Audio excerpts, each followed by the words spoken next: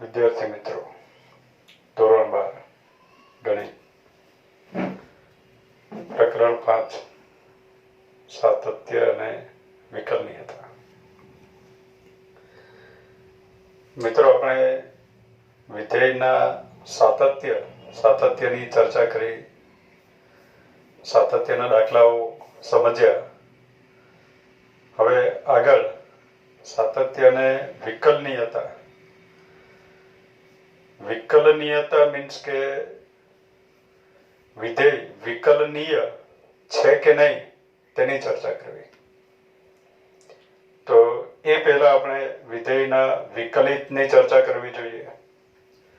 તો આજે આપણે આ વિડીયોમાં વિધેયના વિકલિત વિશે સમજીએ, જેનો અભ્યાસ આપણે ધોરણ 11માં કર્યો છે. ફરીથી એને આપણે સમજી લઈએ અને એના પરથી સાતત્યની પર ચર્ચા કરીએ. તો સમજીએ મિત્રો આપણે વિકલિતની વ્યાખ્યા. શરૂઆત કરીએ વિકલિતની વ્યાખ્યાથી.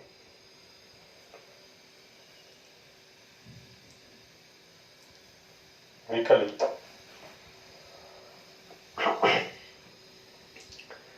ધારો કે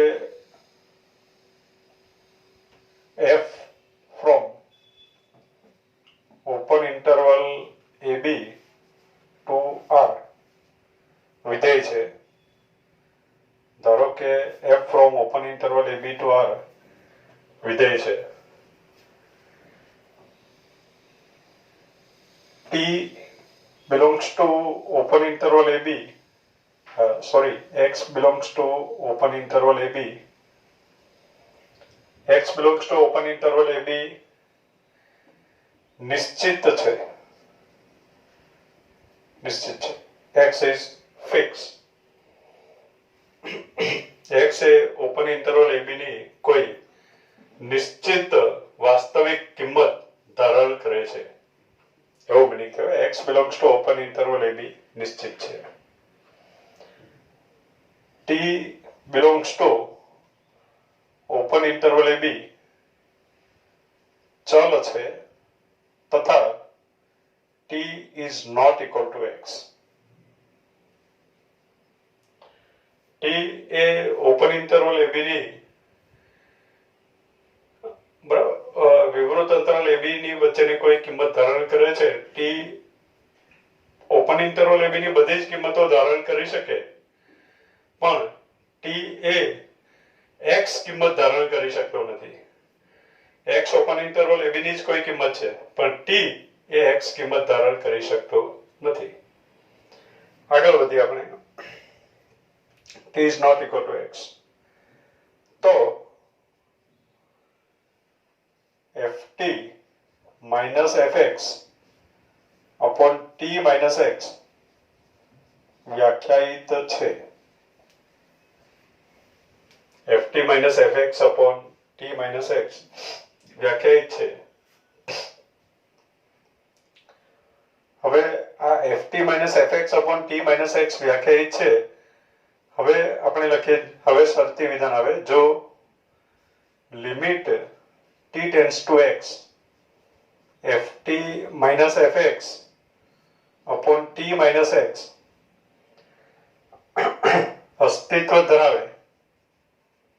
અસ્તિત્વ ધરાવે તો limit t tends to x ft minus fx upon t minus x ને વિધેય f નું x આગળનું અથવા x સાપેક્ષ અથવા x પ્રત્યે વિકલિત કહેવાય. તેને સંકેતમાં d by dx of fx અથવા f dash x અથવા dy by dx વડે દર્શાવાય. એટલે આ પ્રમાણે વિકલિતની વ્યાખ્યા છે મિત્રો. વિકલિત કોને કહેવું? વ્યાખ્યા પ્રમાણમાં લાંબી દેખાય છે પણ છે સરળ. વ્યાખ્યાને આપણે સમજવાનો પ્રયત્ન કરીએ કે ધારો કે f open interval ab to r વિધેય છે. તો આ જે વિધેય છે એનો પ્રદેશ ઓપન ઇન્ટરવલ ab છે, વિવૃત અંતરાલ a થી b. એટલે a અને b વચ્ચેની તમામ વાસ્તવિક કિંમત આગળ વિધેય f વ્યાખ્યાયિત છે. એના પ્રદેશમાં છે, મીન્સ કે ત્યાં આગળ વિધેય f વ્યાખ્યાયિત છે. a અને b વચ્ચેની તમામ વાસ્તવિક કિંમતો આગળ ઇમેજ મળે, વાસ્તવિક સંખ્યાની ઇમેજ મળે. ઓપન ઇન્ટરવલ એટલે r નો સબસેટ છે. a અને b ની વચ્ચે જે કંઈ છે બધા વાસ્તવિક સંખ્યા છે એમ સમજાય. ઓપન ઇન્ટરવલ એ r ના ઉપગણ માટે જ વપરાય છે. x belongs to open interval ab નિશ્ચિત છે. એટલે x એ ઓપન ઇન્ટરવલ ab નો કોઈક સભ્ય છે અને એ ફિક્સ છે. એ કોઈ ચોક્કસ વાસ્તવિક સંખ્યાને આપણે x કહીએ. t belongs to open interval ab ચલ છે. હવે સીધી વાત છે મિત્રો કે x ઓપન ઇન્ટરવલ ab નો સભ્ય છે, ફિક્સ છે. a અને b વચ્ચેની કોઈક વાસ્તવિક સંખ્યા, કોઈ ચોક્કસ વાસ્તવિક સંખ્યાને આપણે x કહી દઈએ. નિશ્ચિત છે, ફિક્સ છે, એ ચેન્જ થશે નહીં. તો મિત્રો x ઓપન ઇન્ટરવલ ab નો સભ્ય છે, મીન્સ કે પ્રદેશનો સભ્ય છે. અને પ્રદેશનો સભ્ય છે એટલે f ઓફ x આપણને મળે. f ઓફ x નું અસ્તિત્વ છે, વ્યાખ્યાયિત છે. આગળ સમજીએ આપણે. t belongs to open interval ab ચલ છે. t a અને b વચ્ચેની કોઈ પણ કિંમત ધારણ કરી શકે, વેરિયેબલ છે, ચલ છે, એની કિંમત બદલાયા કરે છે. પણ એ કિંમત a અને b વચ્ચેની જ ધારણ કરે છે. મીન્સ કે t પણ વિધેય f ના પ્રદેશનો સભ્ય છે. એનો મિનિંગ એવો થયો કે f ઓફ t પણ અસ્તિત્વ ધરાવે, f ઓફ t પણ વ્યાખ્યાયિત છે, fx પણ વ્યાખ્યાયિત છે, ft પણ વ્યાખ્યાયિત છે. fx વ્યાખ્યાયિત છે અને તે પણ r નો સભ્ય છે. fx belongs to r. ft પણ વ્યાખ્યાયિત છે, એ પણ અસ્તિત્વ ધરાવે છે અને તે પણ r નો સભ્ય છે. ft belongs to r. f of t ft બોલી દઉં, સમજી લેવાનું મિત્રો. ft belongs to r. fx મળે, ft મળે, બંને r ના સભ્યો છે. તો મિત્રો f of t અને f of x r ના સભ્ય છે, તો સીધી વાત છે કે ft minus fx એ પણ અસ્તિત્વ ધરાવે. એક વાસ્તવિક સંખ્યામાંથી બીજી વાસ્તવિક સંખ્યા બાદ કરવાથી આપણે વાસ્તવિક સંખ્યા મળે. એટલે ft minus fx એ પણ r નો સભ્ય છે, કોઈ વાસ્તવિક સંખ્યા છે. હવે t જે છે એ ઓપન ઇન્ટરવલ ab ની બધી જ કિંમતો ધારણ કરી શકે, પણ x સિવાયની કિંમતો ધારણ કરી શકે. t is not equal to x. t is not equal to x એવું આપ્યું, એનો મિનિંગ એવો થયો, implies t minus x is not equal to 0. t minus x શૂન્ય નથી. t minus x શૂન્ય નથી અને ft minus fx r નો સભ્ય છે.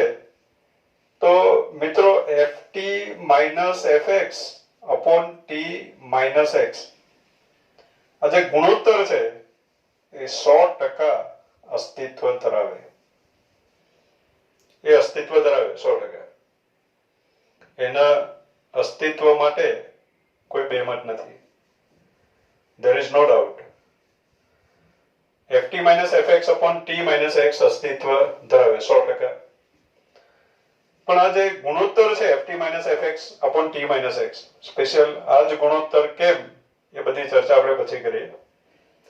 એનું જ્યારે અર્થઘટન કરીએ ત્યારે આપણે આ બધું સમજીએ આપણે. પણ આ ft minus fx upon t minus x એ ગુણોત્તર અસ્તિત્વ ધરાવે. અને એ જે ગુણોત્તર છે એ 100% અસ્તિત્વ ધરાવે, વ્યાખ્યાયિત છે એવું સ્પષ્ટ લખ્યું છે. વ્યાખ્યાયિત હોય તો એવું નથી કીધું, વ્યાખ્યાયિત છે. પછી કન્ડિશન આવે કે જો limit t tends to x ft - fx upon t - x, પણ આ જે ગુણોત્તર છે તેનું લક્ષ અસ્તિત્વ ધરાવી શકે અથવા ન પણ ધરાવે. એનું લક્ષ વ્યાખ્યાયિત હોય અથવા ન પણ હોય. તો એનું લક્ષ એટલે અહીંયા લખ્યું છે આપણે limit t tends to x ft - fx upon t - x. આ જે ગુણોત્તર છે ft - fx upon t - x, એનું લક્ષ વ્યાખ્યાયિત હોઈ શકે અથવા ન પણ હોઈ શકે.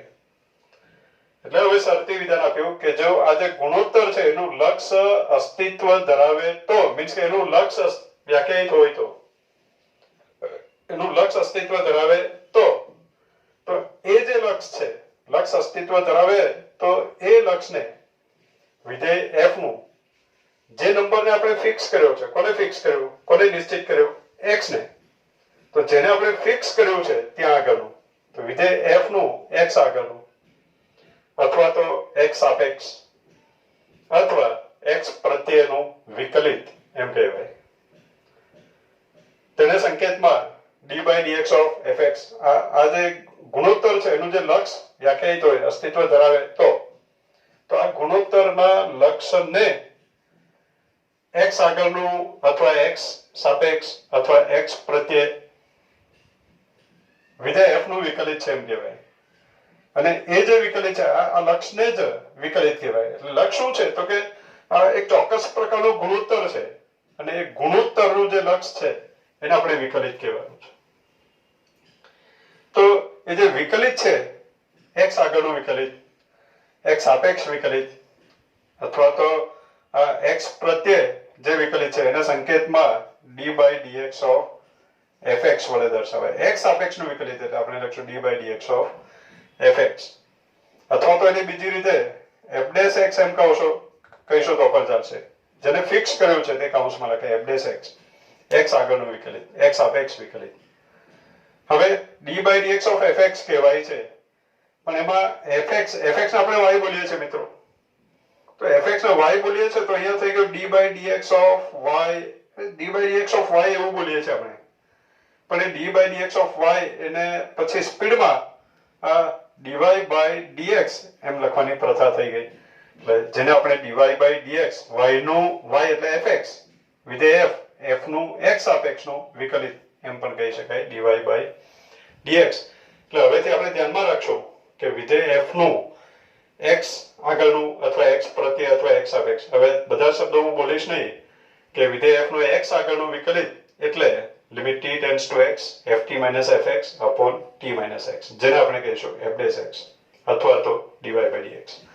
એટલે હવેથી આપણે ફક્ત આટલું ધ્યાનમાં રાખશું કે f'(x) બરાબર limit t tends to x ft - fx upon t - x, એને આપણે f'(x) કહીશું. તો મિત્રો આપણે સમજ્યા કે વિધેય f નું x આગળનું વિકલિત f'(x) બરાબર limit t tends to x ft - fx upon t - x. આ જે ચોક્કસ પ્રકારનું ગુણોત્તર છે એનું લક્ષ એટલે જ વિકલિત f'(x). અને આ વિકલિત મેળવવાની જે ક્રિયા છે એને વિકલન કહેવાશે. એટલે વિકલન એ ક્રિયાનું નામ છે. આ જે આન્સર મળે એને વિકલિત કહેવાશે. આનું જે આન્સર આવશે, આ જે લક્ષ આવશે, લક્ષ ચોક્કસ નંબર હશે, ચોક્કસ સંખ્યા હશે, વાસ્તવિક સંખ્યા, જેને આપણે વિકલિત કહીશું. પણ એ મેળવવાની જે ક્રિયા છે એને આપણે વિકલન કહેવાનું છે. એટલે આન્સર મેળવવા કે શું કરવાથી આન્સર મળ્યું, તો કે વિકલન કરવાથી આન્સર મળ્યો એમ કહેવાશે. એટલે આન્સર મેળવવાની જે ક્રિયા છે એને આપણે વિકલન કહીશું. હવે મિત્રો આ જે લક્ષ છે limit t tends to x ft - fx upon t - x, તો આ પ્રકારના જે લક્ષ છે એમાં t ટેન્ડ્સ ટુ x આપ્યું છે, છેદમાં t - x છે.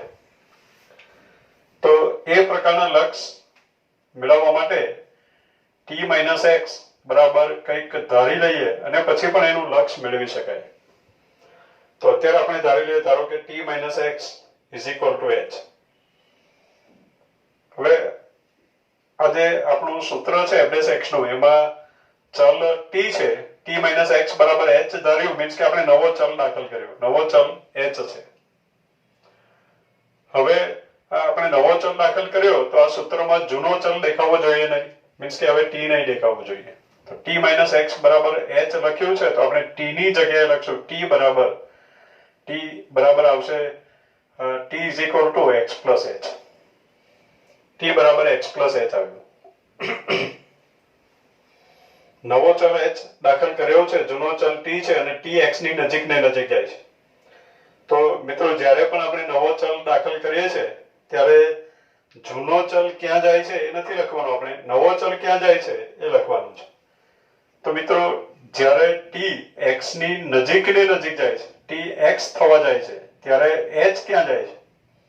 તો કે t x ની નજીક ને નજીક જશે તેમ h નું મૂલ્ય 0 ની નજીક જશે. t tends to x implies h tends to 0 લખી શકાય. માટે f' બરાબર આપણને મળે લિમિટ. હવે t tends to x ની જગ્યાએ આપણે લખશું h tends to 0, કારણ કે આ જૂનો ચલ છે t.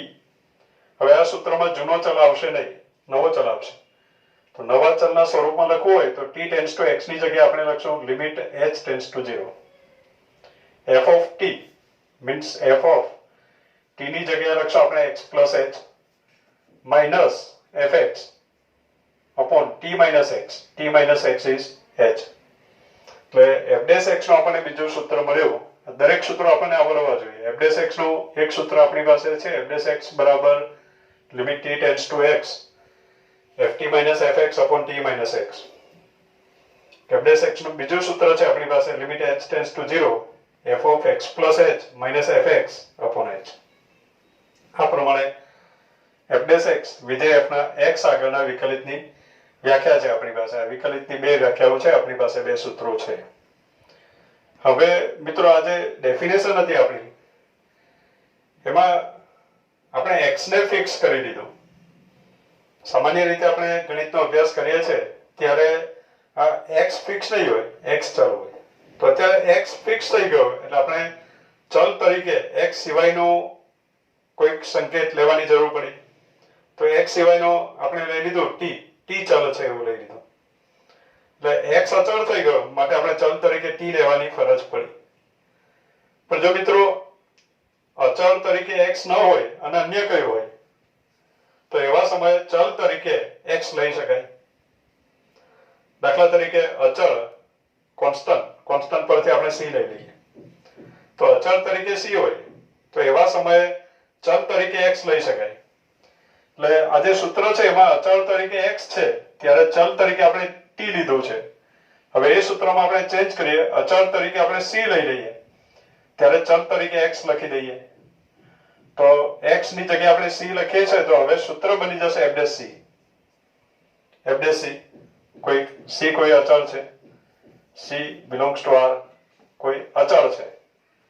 એ અચળ માટે f' બરાબર શું લખાશે? તો limit t tends to x. x ની જગ્યાએ આપણે c લખશું અને t ની જગ્યાએ x લખી દઈશું. એટલે f' બરાબર limit x tends to c fx minus fc upon x minus c. કોઈ ચોક્કસ સંખ્યા આગળનું વિકલિત માટે આપણે આ સૂત્રનો ઉપયોગ કરશું. દાખલા તરીકે આ સૂત્ર બન્યું f' બરાબર limit x tends to c fx minus fc upon x minus c. દાખલા તરીકે આપણે x બરાબર 1 આગળના વિકલિતની વાત કરવી છે. તો 1 આગળનું વિકલિત એટલે f'1 બરાબર આપણે લખશું limit x tends to 1, c ની જગ્યાએ 1 લખશું, x tends to 1 fx minus f1 upon x minus 1. આ થયું f'1. દાખલા તરીકે f'2 is limit x tends to 2 fx minus f2 upon x minus 2. એટલે એ પ્રમાણે આપણે વિકલિત વ્યાખ્યાયિત કરશું. એટલે વિકલિતની આ બધી જ વ્યાખ્યાઓ આપણે યાદ રાખવાની છે. પહેલી વ્યાખ્યા છે f' x બરાબર limit t tends to x ft minus fx upon t minus x. બીજી વ્યાખ્યા છે f dash x બરાબર limit h tends to 0 f of x plus h minus fx upon h અને કોઈ ચોક્કસ સંખ્યા આગળનું વિકલિત શોધવા માટે આપણે લખશું f dash c બરાબર limit x tends to c fx minus fc upon x minus c. આગળ હવે મિત્રો આપણે વિકલનના ભૌમિતિક અર્થઘટનની વાત કરીએ. વિકલનનું ભૌમિતિક અર્થઘટન શું થાય?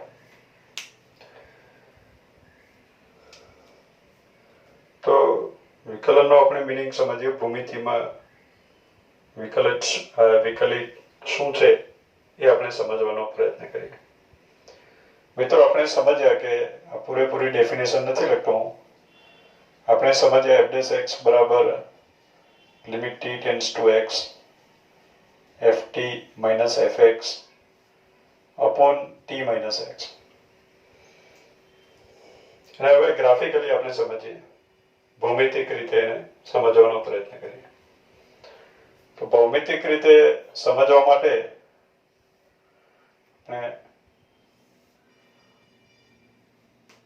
આ પ્રમાણે વિધેયના આલેખનો ઉપયોગ કરીએ. x અક્ષ છે અને y અક્ષ છે. ધારો કે આ કોઈ વિધેયનો આલેખ છે એમ સમજીએ. y બરાબર fx નો આલેખ છે એમ સમજીએ. હવે આપણે જે ડેફિનેશન લખી છે એમાં આપણે લખ્યું છે કે f from open interval ab to r, એટલે a અને b વચ્ચેની તમામ વાસ્તવિક સંખ્યા આગળ વિધેય વ્યાખ્યાયિત છે. મિત્રો આલેખમાં આપણે એક લાઈન દોરી દઈએ. શિરોલંબ રેખા છે. શિરોલંબ રેખાનું સમીકરણ x બરાબર અચળ પ્રકારનું આવે. ધારો કે આ જે લાઈન છે એ x is equal to a line છે. આલેખમાં બીજી એક લાઈન દોરી આપણે. એ x is equal to b line છે.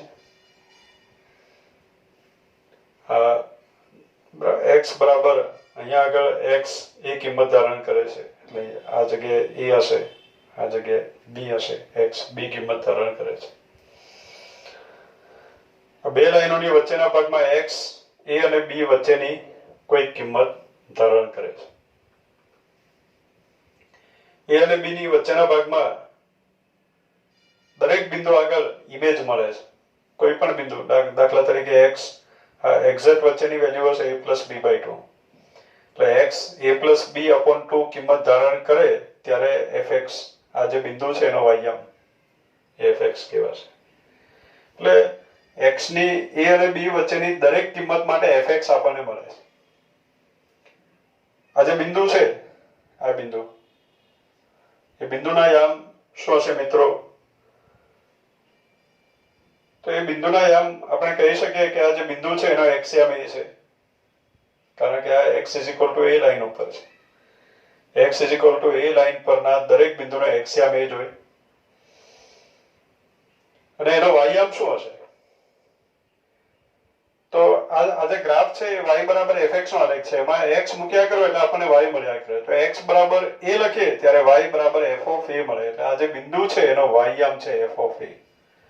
આપણને મળ્યું y બરાબર f of a. એટલે આ જે બિંદુ છે એના યામ આવે a, f of a. હવે ક્લિયર થઈ ગયું મિત્રો કે આ જે બિંદુ છે એના યામ, સીધી વાત છે કે આ બિંદુના યામ b, f of b છે. એટલે આ બિંદુના યામ a, f a છે. આ જે બિંદુ છે બીજો એના યામ b, f of b છે. હવે આપણી ડેફિનેશન સમજવા માટે ડેફિનેશનમાં આપણે વાત કરી કે x a અને b વચ્ચેની કોઈ નિશ્ચિત કિંમત ધારણ કરે. એટલે x ને આપણે ફિક્સ કરી દઈએ. ધારો કે આ જે લાઈન છે, x ની આ જે કિંમત છે અહીંયા કોઈને કોઈ વાસ્તવિક સંખ્યા હશે. x આ કિંમત ધારણ કરે છે. આ કિંમતને પણ આપણે x જ કહી દઈએ. કિંમતને આપણે x જ કહીએ. રેખાનું સમીકરણ x બરાબર x જ આપણે લખ્યું એમ સમજો. આ જે કિંમત છે એને આપણે x કહી દઈએ. તો મિત્રો આ જે બિંદુ છે એના યામ આપણને મળે. x બરાબર, એના x એમ x છે, આ લાઈન ઉપર છે, આ કિંમત x છે, આ કિંમત a હોય તો આ બિંદુનો x એમ a, કિંમત b હોય તો બિંદુનો x એમ b, કિંમત x છે તો બિંદુનો x એમ x, અને વાયામ કયો હશે તો વાયામ fx હશે.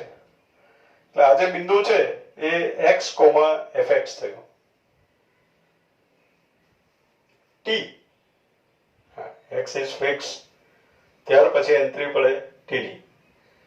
t શું કરે છે? t a અને b વચ્ચેની કોઈ પણ કિંમત ધારણ કરે છે, એ ચલ છે અને એ x ની નજીક ને નજીક જાય છે. આપણે એમ સમજી લઈએ કે કોઈ એક સમયે t આ જગ્યાએ છે,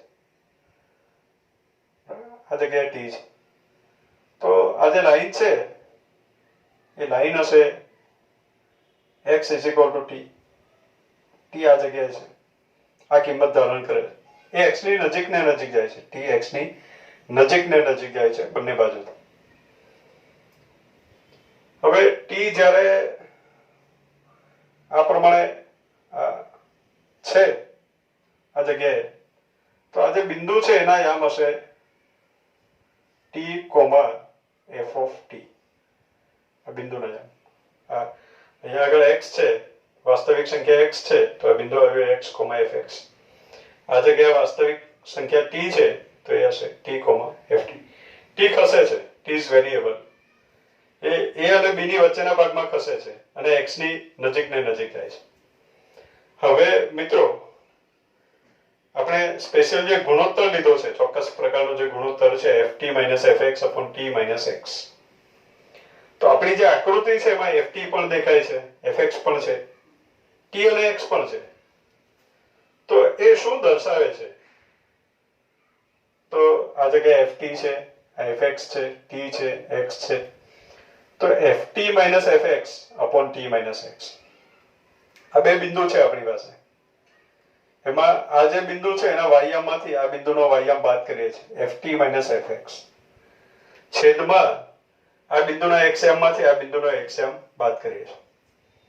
એટલે આ જે બે બિંદુઓ છે, એક બિંદુને હું a કહી દઉં, બીજા બિંદુને b કહી દઉં, તો આ a અને b માંથી એક રેખા હું પસાર કરી દઉં આ પ્રમાણે. તો મિત્રો આ બિંદુને a કહું, આ બિંદુને b કહું, તો ft - fx upon t - x એ શું છે? તો a અને b બિંદુમાંથી પસાર થતી જે રેખા છે એમાં b નો વાયામ માઈનસ a નો વાયામ, જેમાં b નો xm માઈનસ a નો xm. તો બિંદુના વાયામનો તફાવત ભાગ્યા છેદમાં તે જ ક્રમમાં, એટલે કે b ના વાયમાંથી a નો વાયામ બાદ કર્યો હોય તો તે જ ક્રમમાં તેના xm નો તફાવત. એટલે બિંદુઓના વાયામનો તફાવત અને તે જ ક્રમમાં તેના xm ના તફાવતનો જે ગુણોત્તર છે તે અહીંયા આપ્યો છે, ft - fx upon t - x. મિત્રો યાદ હોય તો આ જે ft - fx વાયામનો તફાવત છેદમાં તેના તે જ ક્રમમાં xm નો તફાવત, એ જે ગુણોત્તર છે એને કહેવાય એ બે બિંદુમાંથી પસાર થતી રેખાનો ઢાળ. એને જ બે બિંદુમાંથી પસાર થતી રેખાનો ઢાળ કહેવાય. દાખલા તરીકે આપણે 11મા ધોરણમાં સેન્ટેન્સ શીખીને આવ્યા કે એ x1 y1 અને b x2 y2 હોય, તો રેખા AB નો ઢાળ બરાબર y2 - y1 upon x2 - x1. તો અત્યારે x1 y1 x2 y2, તો રેખા AB નો ઢાળ બરાબર y2 - y1 upon x1 - x2 - x1. તો અત્યારે આજે ft - fx upon t - x એ શું છે? તો રેખા AB નો ઢાળ છે. એટલે આ જે ચોક્કસ ગુણોત્તર છે, આપણે જ્યારે ડેફિનેશન સમજ્યા ત્યારે આપણે કીધું કે આ ચોક્કસ પ્રકારનો ગુણોત્તર છે એ શું છે, શેના આધારે આ ગુણોત્તર લેવામાં આવ્યો છે.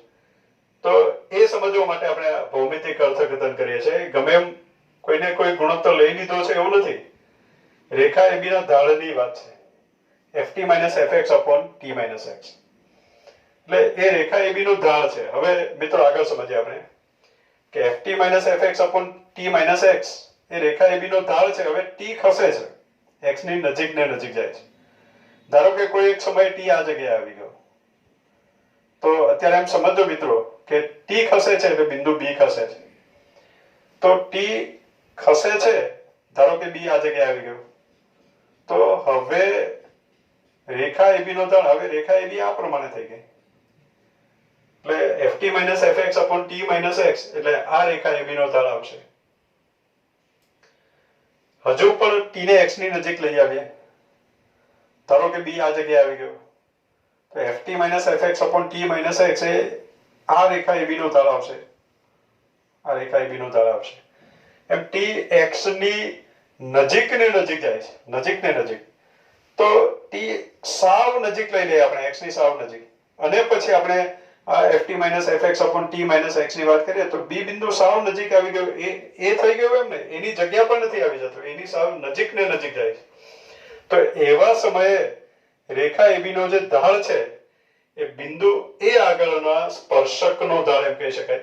આ જગ્યાએ આપણને એમ થાય છે કે આ રેખા AB છેદિકા છે, વક્રને બે બિંદુમાં છેદે એને છેદિકા કહેવાય, તો આ છેદિકા છે, આ પણ છેદિકા છે.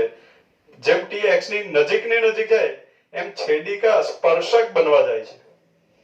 એટલે આ જે લક્ષ છે એને આપણે કહીશું વિધેય f ના, જેને ફિક્સ કર્યું છે x એ ફિક્સ કર્યું, તો x બિંદુ આગળના સ્પર્શકનો ઢાળ, એટલે t જ્યારે x ની નજીક ને નજીક જાય છે ત્યારે એ સ્પર્શક બની જાય છે, અને સ્પર્શકનો જે આ જે લક્ષ છે, આ ગુણોત્તર છે એ ઢાળ છે, અને ગુણોત્તરનું જે લક્ષ છે એ સ્પર્શકનો ઢાળ છે. ગુણોત્તર છેદિકાનો ઢાળ પણ હોઈ શકે, પણ જ્યારે એનું લક્ષ એને t ને x ની નજીક ને નજીક લઈ જાય એટલે એ જે લક્ષ છે એ બની જશે સ્પર્શકનો ઢાળ.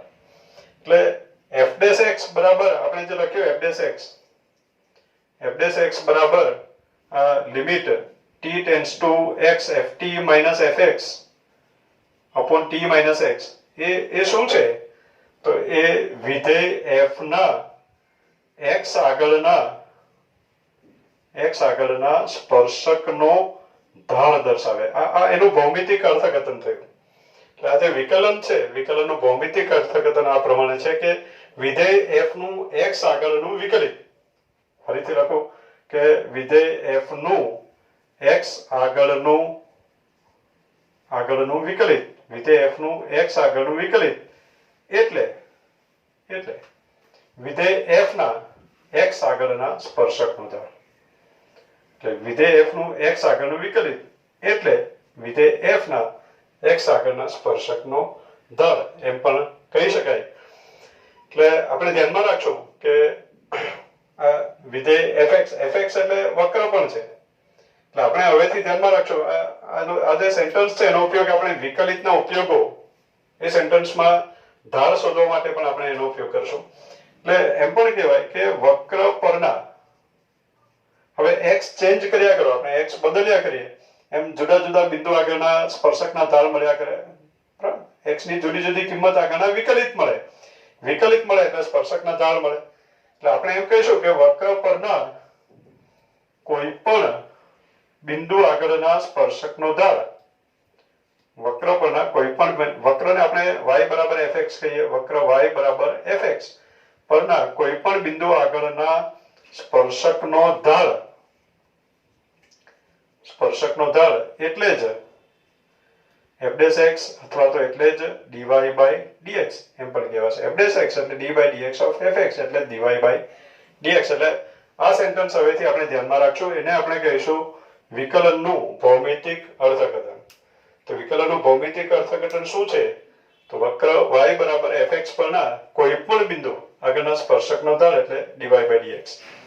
હવે આપણે dy by dx મેળવ્યું એટલે કોઈ પણ બિંદુ આગળના સ્પર્શકનો ઢાળ છે, એમાં x ચેન્જ કર્યા કરો એટલે તે બિંદુ આગળના સ્પર્શકનો ઢાળ આપણને મળ્યા કરે. દાખલા તરીકે y બરાબર fx છે, કોઈ સૂત્ર છે વક્રનું સમીકરણ, હવે એમાં આ x ની કિંમત, દાખલા તરીકે આપણી પાસે y બરાબર x² છે, આ કોઈ વક્રનું સમીકરણ છે, તો એના પરથી આપણને મળ્યું dy by dx. અત્યારે સૂત્રોની ને બધી આપણે વાત કરી નથી, પણ અત્યારે હું dy by dx બરાબર જે આવે છે હું લખી દઉં 2x.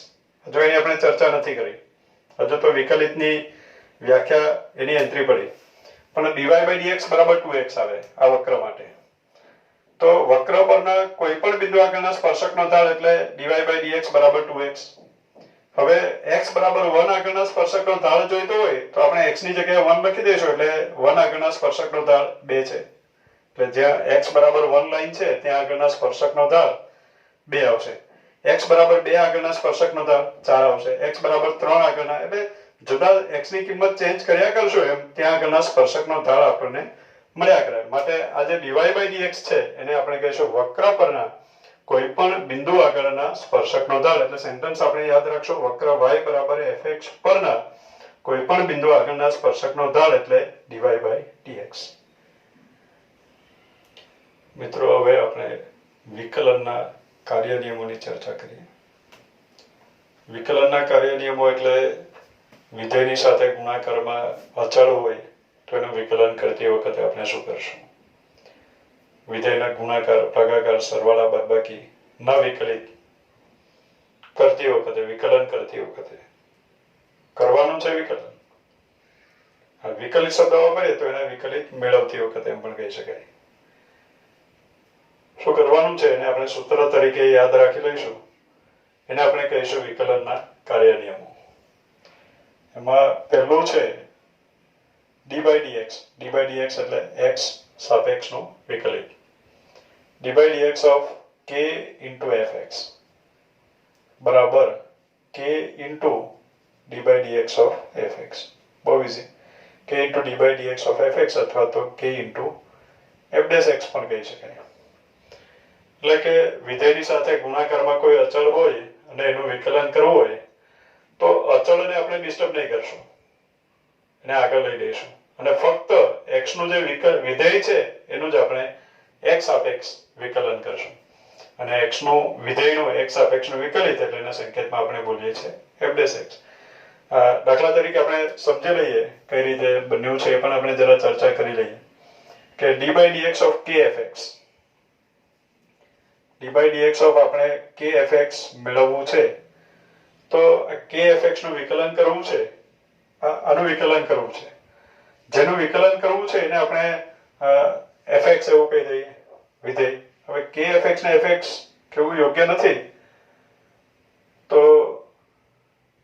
g of x એવું કહી દઈએ તો g of x બરાબર kfx. હવે આપણે આ g of x છે એનું વિકલિત મેળવવું છે g'(x). તો મિત્રો વ્યાખ્યા પ્રમાણે આપણે લખી શકીએ g'(x). આજે સમજીએ આપણે વિડીયોમાં કે f'(x) બરાબર limit t tends to x ft minus fx upon t minus x. તો g'(x) બરાબર આપણે લખી શકીએ limit t tends to x g of t minus g of x upon t minus x is equal to limit t tends to x g of t is k into ft minus g of x is k into fx upon t minus x.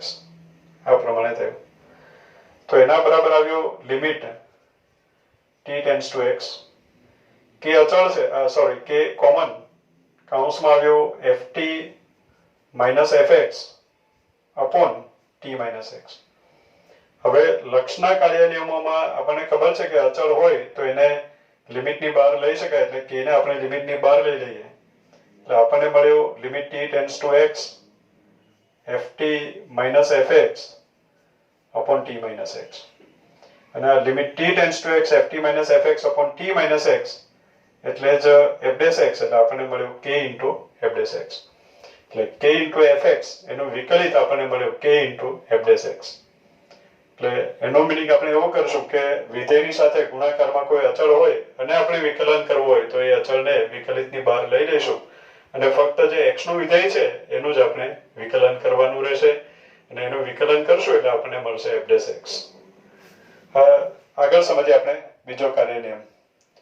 તો બીજો કાર્ય નિયમ છે d/dx of હવે સરવાળા બાદબાકી માટે આપણે લઈ લઈએ fx plus gx બરાબર બે વિધેયના સરવાળાનું વિકલન કરવું હોય તો આપણે કરશું d/dx of fx plus d/dx of g of x. એટલે પહેલા fx નું x સાપેક્ષ વિકલન કરશું અને વત્તા gx નું x સાપેક્ષ વિકલન કરશું. એટલે સાદા બીજગણિતની જેમ આપણે એમ પણ વિચારી શકીએ કે d/dx of fx plus gx હોય તો d by dx of fx પહેલા fx નું x સાપેક્ષ વિકલન કરવાનું છે અને પછી gx નું x સાપેક્ષ બંને વિકલિતોનો સરવાળો કરશો એટલે સરવાળાનું વિકલિત આપણને મળે એટલે વિકલિતોનો સરવાળો એટલે સરવાળાનું વિકલિત મિત્રો એને પણ આપણે જરા સમજી લઈએ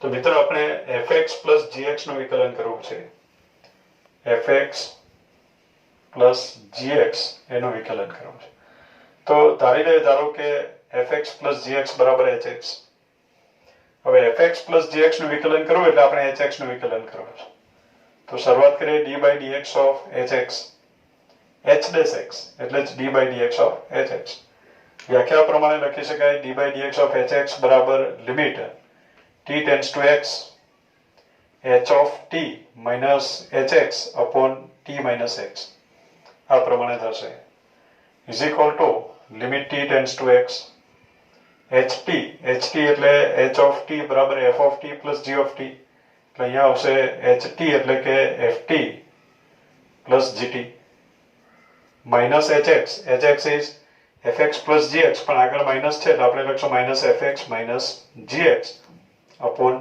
t minus x તો મિત્રો અને આપણે લખી શકીએ limit t tends to x ft minus fx plus gt minus gx upon t minus x છે હું છેદ દરેકને આપી દઉં એટલે અહીંયા આવ્યો t minus x plus અહીંયા પણ આવ્યો t minus x હવે લિમિટ દરેકને આપી દો અને લિમિટ આપો તો એ f dash x નું સૂત્ર છે અને આને લિમિટ આપી દો તો એ g dash x નું સૂત્ર છે એટલે આપણને મળ્યું f dash x plus g dash x f dash x એટલે જ d by dx of fx plus g dash x એટલે d by dx of gx એમ બે વિધેયના સરવાળા પર d by dx એપ્લાય કરવો હોય તો d by dx બંને ઉપર એપ્લાય કરી શકાય વચ્ચે પ્લસ નું પ્લસ લખી શકાય મિત્રો સરવાળાના વિકલિતની આપણે વાત કરી તે જ પ્રમાણે d by dx of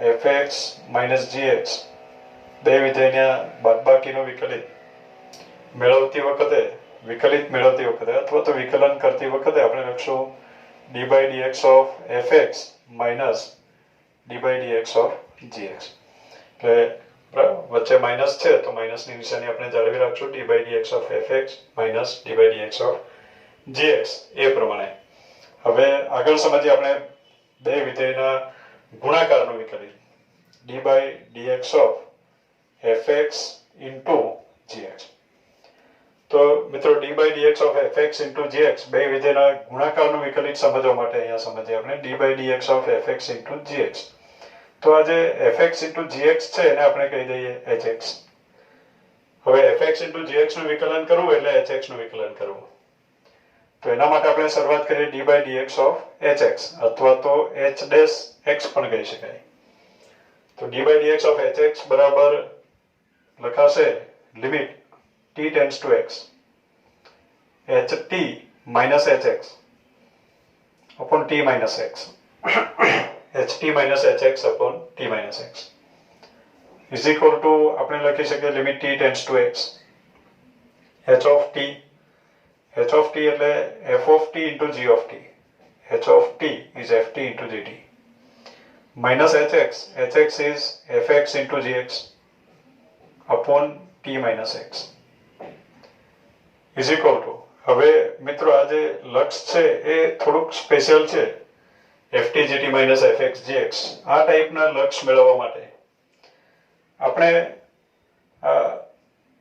એક t ચલવાળું વિધેય અને બીજું વિધેય x ચલવાળું એનો ગુણાકાર એટલે કે ft gx બાદ કરશું અને એને ઉમેરશું અથવા તો gt fx બાદ કરો અને ઉમેરો આ એક સ્ટેપ છે બહુ ડિસ્કશન નથી કરતા આ ટાઈપના દાખલા આવે તો આપણે ચર્ચા કરશું પણ અત્યારે એમ સમજી લેવું કે આ t ચલવાળું વિધેય f લીધું તો x ચલવાળું g લઈશું એમ સમાન ચલવાળા વિધેયો દેખાવા જોઈએ ft gt fx gx t ચલ x ચલ હવે આપણે શું કરશું ft gx બાદ કરશું અને ft gx ઉમેરશું અથવા તો gt fx બાદ કરો અને gt fx ઉમેરો તો અત્યારે આપણે લખીએ ft/gt.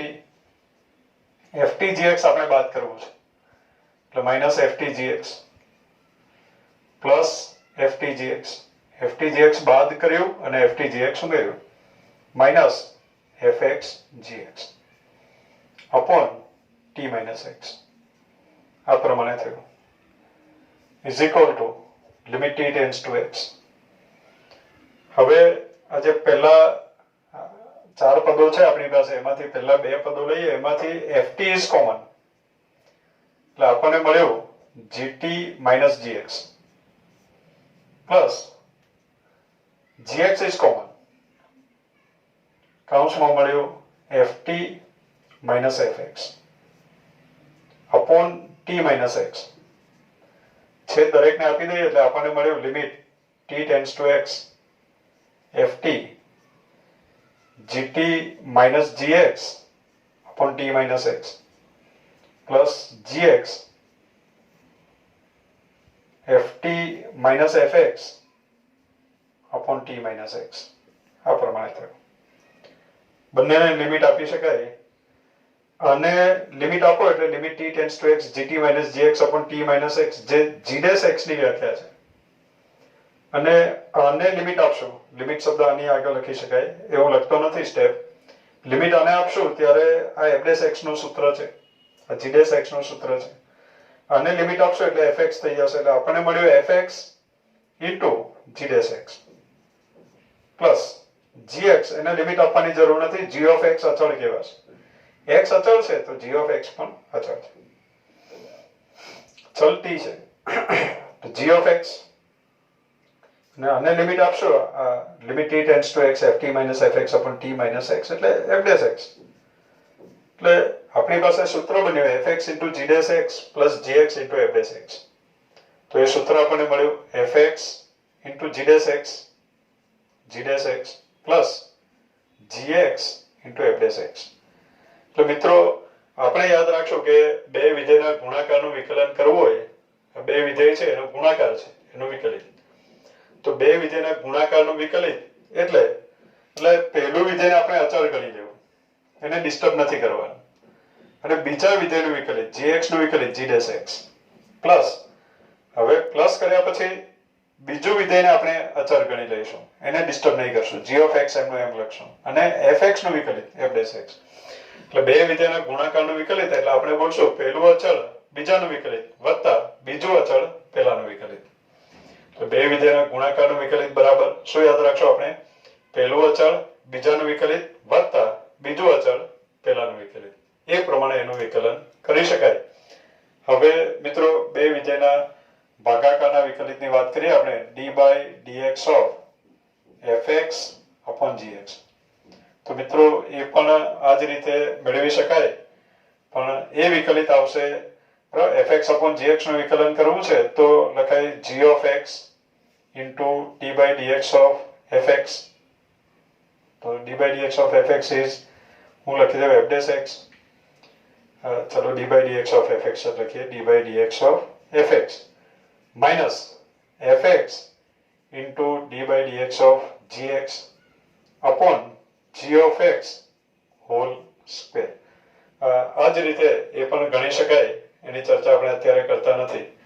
તો અહીંયા d/dx of fx upon gx બે વિધેયના ભાગાકારનું વિકલિત યાદ રાખવા માટે આપણે એમ કહીશું કે છેદ અચળ g of x એટલે છેદ, એને અચળ સમજી લેવું. છેદ અચળ અંશનું વિકલિત માઇનસ અંશ અચળ છેદનું વિકલિત. છેદમાં જે છેદ છે એનો વર્ગ, છેદમાં છેદનો વર્ગ. એટલે આ ભાગાકારનું વિકલન કરશું ત્યારે આપણે બોલશું કે છેદ અચળ અંશનું વિકલિત માઇનસ અંશ અચળ છેદનું વિકલિત છેદમાં છેદનો વર્ગ. મજા આવે એવું છે, ફરી એકવાર હું બોલી જાઉં કારણ કે મજા આવે છે. તો fx upon gx નું વિકલન બરાબર ભાગાકારનું વિકલન છેદ અચળ અંશનું વિકલિત માઇનસ અંશ અચળ છેદનું વિકલિત છેદમાં છેદનો વર્ગ. એ પ્રમાણે એનું વિકલન કરી શકાય, અને આ જે સૂત્રો છે એને કહેવાય વિકલનના કાર્ય નિયમો. હવે મિત્રો કેટલાક અગત્યના વિકલિતો જેને આપણે સૂત્ર તરીકે યાદ રાખશું તેની આપણે ચર્ચા કરીએ. એને આપણે સૂત્ર તરીકે યાદ રાખવાનું છે. એની આપણે સાબિતી આ વિડીયોમાં રજૂ કરતા નથી, કારણ કે મોટાભાગના સૂત્રો આપણે 11મા ધોરણમાં શીખીને પણ આવ્યા છીએ. એની ગણતરી પણ આવી ગઈ, એની સાબિતી પણ આવી ગઈ. અને જે નવા સૂત્રો છે અત્યારે યાદ રાખી લઈશું. એ દરેક સૂત્ર વિકલનની જે વ્યાખ્યા છે એ વ્યાખ્યાના આધારે મેળવી શકે. વ્યાખ્યાનું સૂત્ર આપણી પાસે હતું f' બરાબર limit t tends to x ft - fx upon t - x. એ સૂત્ર પરથી દરેક વિકલિત આપણે મેળવી શકીએ એમ છે.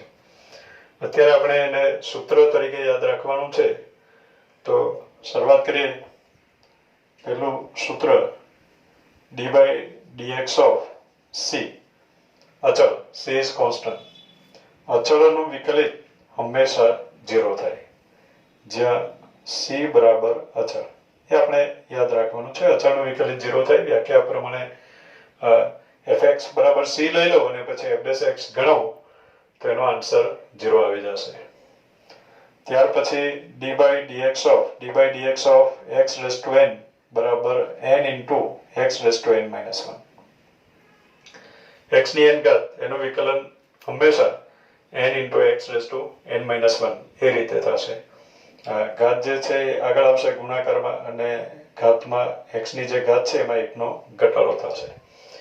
મિત્રો, એ જ પ્રમાણે હવે d/dx of અમુક વિકલિત આપણે યાદ જ રાખી લઈશું. દાખલા તરીકે x નું વિકલિત 1 થાય. એ સૂત્ર નથી, પણ પરફેક્ટ ગણતી વખતે બહુ વિચારવું ના પડે કે સૂત્ર કયું છે.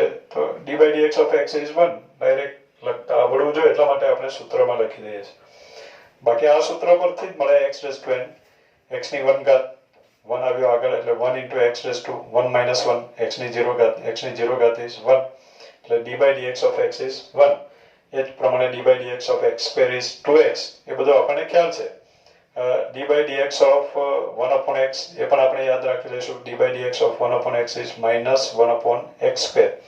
એ પણ આ સૂત્ર પ્રમાણે મેળવી શકાય. 1 upon x એટલે x raised to -1. x raised to -1 પછી આ સૂત્ર એપ્લાય કરો એટલે -1 આગળ આવ્યું. x raised to -1 એટલે x raised to -2. x ની -2 ઘાત એટલે 1 upon x square એટલે -1 upon x square. એટલે એને પણ આપણે સૂત્ર તરીકે જ યાદ રાખી લઈશું. એ ખરેખર સૂત્ર નથી, સૂત્ર આ છે. ત્યાર પછી d/dx of root x. પણ ઝડપી ગણતરી માટે અમુક વિકલિતો આપણને કંઠસ્થ હોવા જોઈએ, મોઢે જોવા જોઈએ, એટલા માટે આપણે લખી દઈએ છીએ. d/dx of root x is 1 upon 2 root x. એને પણ આપણે સૂત્ર તરીકે યાદ રાખી લઈશું. એ પણ x ની n ઘાત પ્રમાણે જ મેળવી શકાય. x raised to 1/2 કરીને મેળવી શકાય. ત્યાર પછી બધા જ ત્રિકોણમિતીય વિધેયના વિકલિત આપણે યાદ રાખવાના છે. d/dx of sin x. d/dx of sin x is cos x. sin નું વિકલિત cos. ત્યાર પછી d/dx of cos x. d/dx of cos x is minus sin x. cos x નું વિકલિત minus sin x. d/dx of tan x. d/dx of tan x is sec square x. d/dx of tan x is sec square x. ત્યારબાદ આગળ d/dx of sin cos tan. d/dx of cot x. d/dx of cot x is minus cos x square x. યોગ્ય પ્રદેશમાં વ્યાખ્યાયિત છે એટલે x માટે બાજુમાં condition હોય, પણ આપણે સ્વીકારી લઈશું કે અત્યારે x વિધેયના યોગ્ય પ્રદેશમાં છે એટલે બાજુમાં હું શરતો લખતો નથી. આગળ d/dx of sec x. d/dx of sec x is sec x into tan x. એનું વિકલિત થશે, sec x નું વિકલિત થશે sec x into tan x. d/dx of cosec x. cosec x નું વિકલિત થશે minus cosec x into cot x. ત્યાર પછી આગળ આ બધા જ ત્રિકોણમિતીય વિધેયોના વિકલિતની વાત થઈ ગઈ. હવે ત્રિકોણમિતીય પ્રતિવિધેયો d/dx of sin inverse x. sin inverse x નું વિકલિત આવશે બાળકો 1 upon under root 1 minus x square. એ ગણી શકાય આપણે જે આગળ વાત કરી છે એ પ્રમાણે. ત્યારબાદ d/dx of cos inverse x. cos inverse x નું વિકલિત આવે -1 upon under root 1 minus x square. cos inverse x નું વિકલિત આવ્યો -1 upon under root 1 minus x square. ત્યારબાદ tan ઇન્વર્સ x ના વિકલિતની આપણે વાત કરીએ. આગળ d by dx of tan inverse x. d by dx of tan inverse x is 1 upon 1 plus x square. d by dx of cot inverse x. Cot inverse x નું વિકલિત આવે -1 upon 1 plus x square. એ જ પ્રમાણે આગળ d by dx of sec inverse x. Sec inverse x નું વિકલિત આવશે 1 upon modulus x under root x square minus 1. d by dx of cosec inverse x. Cosec inverse x નું વિકલિત આવશે -1 upon modulus x under root x square minus 1. આગળ d by dx of મિત્રો લઘુગણકીય વિધેયની પણ વાત કરી લઈએ. એ પણ સૂત્ર તરીકે યાદ રાખવાનું છે, જો કે એનો ટોપિક અલગથી પણ આવે છે, પણ અત્યારે હું સૂત્રમાં લખી દઉં છું. d by dx of log x નું વિકલિત આવશે 1 upon x.